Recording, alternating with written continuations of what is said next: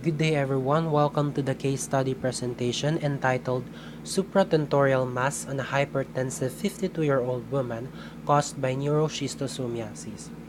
This case study is presented to you by Ms. Chryzelle Soguilon and Mr. Jhun Ambulo.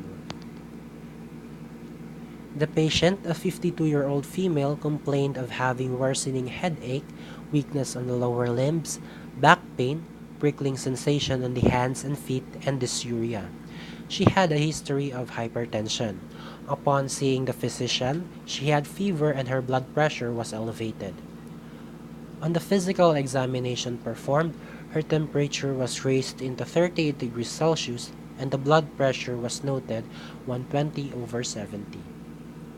The physician requested for a series of laboratory tests, which includes clinical microscopy for urine and stool analysis, hematology tests, and MRI.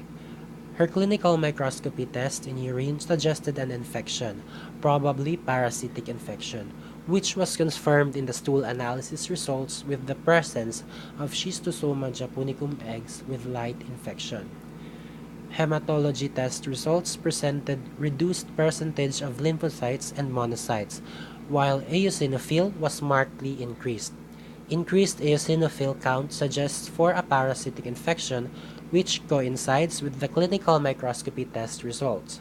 However, the reduced percentage of lymphocytes and monocytes were a puzzle yet. MRI showed a lesion in the region of the brain which contains the cerebrum called supratentorial region. With the hematology result of reduced lymphocytes and monocytes, the physician suspected for granuloma. Biopsy was then performed. The biopsy confirmed of ectopic schistosomiasis, which further developed into schistosoma granuloma. Schistosomiasis, also known as bilharziasis or snail fever, is a parasitic infection caused by trematodes under the genus Schistosoma. Most common human schistosomiasis is caused by Schistosoma hematobium, Schistosoma mansoni, and Schistosoma japonicum. Schistosomiasis could be acute or chronic. Acute schistosomiasis develops after several weeks of infection associated with marked peripheral eosinophilia and circulation immune complexes. Most likely, it is caused by Schistosoma japonicum and Schistosoma mansoni. Chronic schistosomiasis, on the other hand, results from egg-induced immune response, granuloma formation, and associated fibrotic changes.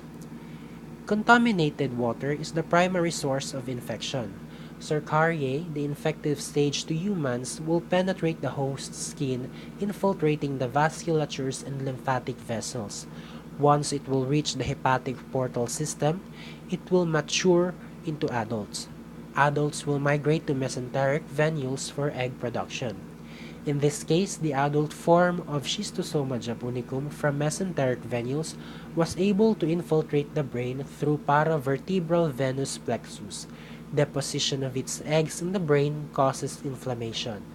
Schistosomal eggs are highly immunogenic, which induces circulating and local immune response that leads to the formation of immune complexes into various tissues where the eggs infiltrated, thus forming granulomas.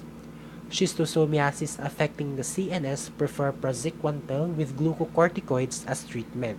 The corticosteroids reduce inflammation and edema surrounding the eggs. Large granulomas warrant surgical care.